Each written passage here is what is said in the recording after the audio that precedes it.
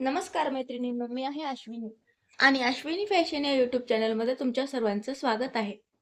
कालच्या व्हिडिओमध्ये आपण पाहिलं होतं हुकलूक पट्टी लावून पाठीमागचा भाग कसा तयार करायचा ते. तर आजच्या व्हिडिओमध्ये आपण पाहणार आहोत शोल्डर जोडून मोंड्याच्या मापावरून बाही कशी कटिंग करायची. चला तर मग आता आपण व्हिडिओला सुरुवात करूया. सर्वप्रथम आपण समोरचा भाग घेऊया हुकाच्या साईडचा आणि त्याच्यावरती आपला हा पाठीमागचा भाग ठेवूया. दोन्ही शोल्डर एकमेकांवर व्यवस्थितपणे ठेवायचे. हुकाच्या साईडचा भाग सोयशी आणि पाठीमागची सोयशी बाजू दोन्ही समोरासमोर आलेले आहेत आणि दोन्हीच्या उलट्या ज्या बाजू आहेत त्या विरुद्ध दिशेला आलेल्या आहेत. तर अशा पद्धतीने आपण हे दोन्ही पार्ट एकमेकांवर ठेवलेत. आता ह्याचे शोल्डर आपण जोडून घेऊया. अर्धा इंच शोल्डरला शिलाई द्यायची आणि दोन्हीचे शोल्डर जोडून घ्यायचे. अशा पद्धतीने अगदी व्यवस्थित अर्धा इंच अंतर घ्यायचं आणि दोन्ही शोल्डरला पकडून व्यवस्थितपणे 2 शिलाया मारून घ्यायचं. तर अशा पद्धतीने एका साईडचं शोल्डर आपण जोडून घेतलेले पाहू शकता. अगदी व्यवस्थितपणे आलेला आहे. अशा पद्धतीने एका साईडचं शोल्डर आपलं हे जोडून झालंय. व्यवस्थित ठेवायचं आणि मोंढा मोजून घ्यायचा.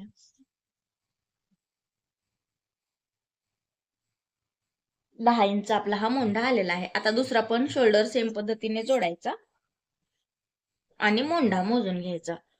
तर सेम पद्धतीने दोन्ही साईडच्या सोयीच्या बाजू समोरासमोर आणि उलट्या बाजू ह्या विरुद्ध दिशेला आल्या पाहिजे आणि गळ्याच्या दिशेने अर्धा इंचावर शिलाई करून घ्यायची शोल्डरला पकडून.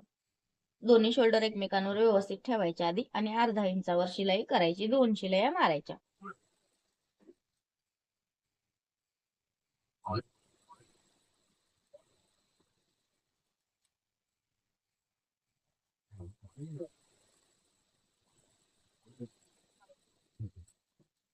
दोन्ही शोल्डर आपण जोडून घेतलेले आहेत. दुसऱ्या शोल्डरचा पण आपण मोंढा मोजून घेऊया. आधी जे शोल्डर जोडला होता त्याचा मोंढा 10 इंच आलेला होता. आता आपण हा दुसरा शोल्डरचा पण मोंढा मोजून घेऊया. किती इंच येतोय ते पाहूया. व्यवस्थित ठेवायचं.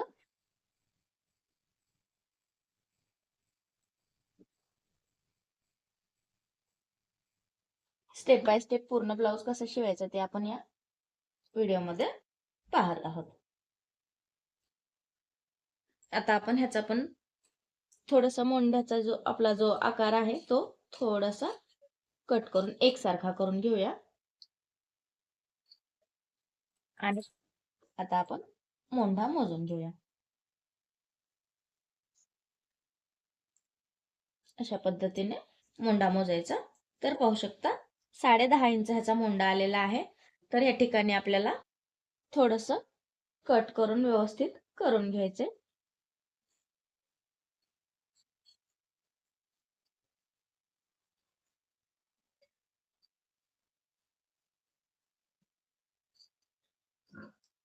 कारण जर मोंढ्याचा आकार आपण व्यवस्थितपणे कट केला तरच आपली जी बाही आहे ती व्यवस्थित फिनिशिंग मध्ये बसते. तर अशा पद्धतीने थोडस कट केलं की आपलं 10 इंच आलेलं आहे. तर दोन्ही साईडचे मोंढे आपले हे 10 इंच आलेले आहेत. तर आता आपल्याला बाही कटिंग करायची आहे. बाहीची रुंदी असणार आहे 10 इंच म्हणजे 20 इंच रुंदी असणार आहे बाहीची. आणि उंची किती राहणार आहे ते आपण मापाचा ब्लाऊज घेऊन पाहूया. तर आता आपण हे दोन्ही पार्ट बाजूला ठेवून घेऊ आणि आपण मापाचा ब्लाऊज घेऊया. हा आहे आपला मापाचा ब्लाऊज. ह्याची बाही उंची आपण चेक करू.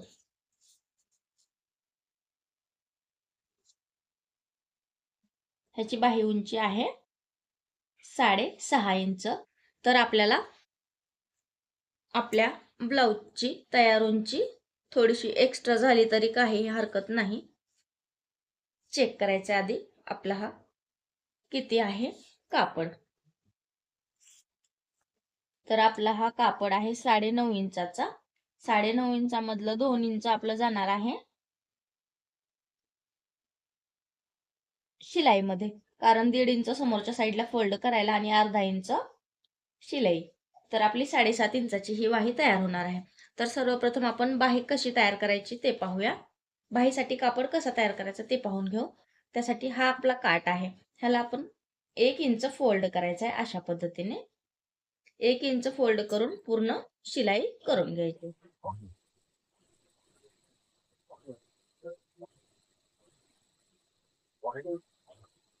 पूर्ण काठाला इथून तिथून 1 इंचावर शिलाई करायची.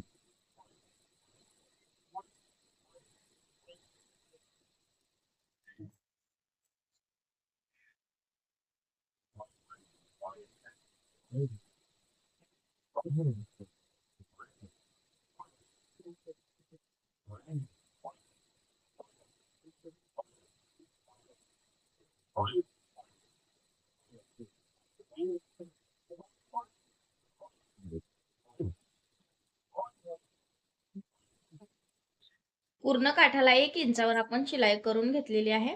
आता आपल्याला ह्याची 4 पदरी घडी करायची. दोन्ही बाह्या एकत्रच कटिंग करणार आहोत आपण. 4 पदरी घडी व्यवस्थितपणे करून घ्यायची आहे. अशी आपण 4 पदरी ही घडी केलेली आहे. 4 पदरी घडी केली. आता आपल्याला बाहीचं माप टाकायचंय. सर्वप्रथम आपण टाकूया उंची. तर 8 इंच घेऊया, म्हणजे 7.5 इंच तयार होईल बाही. 8 इंच उंची घेतली. आता रुंदी घ्यायची 10 इंच. मोंढा जेवढा आहे तेवढीच घ्यायची. तर 10 इंच आपलं नाहीये, 9.5च आहे कापड. तर आपण 9.5च रुंदी घेऊया. अर्धा इंच कमी झालं तर काही हरकत नाही. 9.5 रुंदी आणि 8 इंच परत उंची रुंदीच्या साईडने.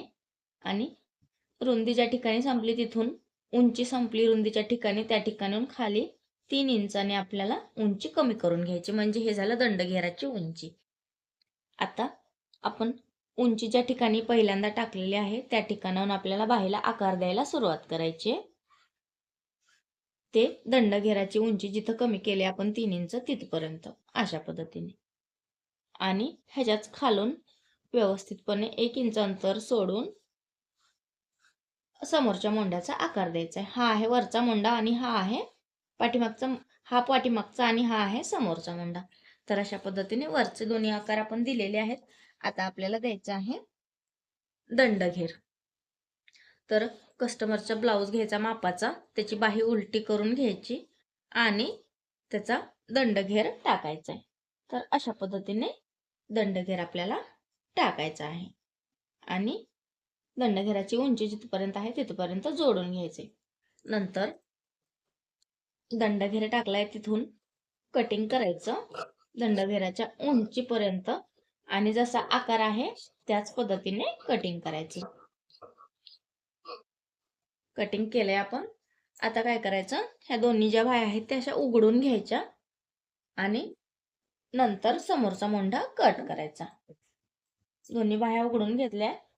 आता आपण समोरचा मोंढा कट करून घेऊ. हे बाही जर न उघडताच आपण जर कट केलं तर मग दोन्ही बाही एकाच आकाराच्या आपल्या तयार होतात किंवा एकाच साईजच्या बाह्या तयार होतात. त्यामुळे ही बाही अशी उघडून घ्यायची आणि नंतर हा समोरचा मोंढा कट करायचा. 4 पदरी घडीमध्ये फक्त पाठीमागचा मोंढा कट करायचा, समोरचा मोंढा बाही उघडायची आणि नंतर कट करून घ्यायचा.